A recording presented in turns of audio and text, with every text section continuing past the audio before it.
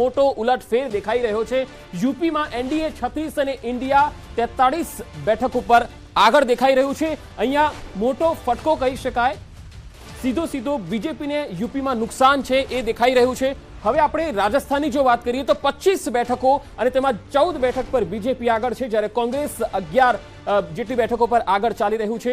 રાજસ્થાનમાં પણ અહીંયા બીજેપી એનડીએ ગઠબંધનને નુકસાન છે એવું સ્પષ્ટ દેખાઈ રહ્યું છે, કારણ કે ગત ચૂંટણીમાં તમામ બેઠકો રાજસ્થાનની બીજેપીના ફાળે આવી હતી। હવે મધ્યપ્રદેશની જો આપણે વાત કરીએ, મધ્યપ્રદેશની 29 લોકસભા બેઠક છે, બીજેપી અત્યારે 29 લોકસભા બેઠક ઉપર અત્યારે આગળ ચાલી રહી છે। અહીંયા કોંગ્રેસને મધ્યપ્રદેશમાં નુકસાન દેખાઈ રહ્યું છે, કારણ કે એક પણ બેઠક પર કોંગ્રેસના ઉમેદવાર આગળ નથી દેખાઈ રહ્યા મધ્યપ્રદેશમાં।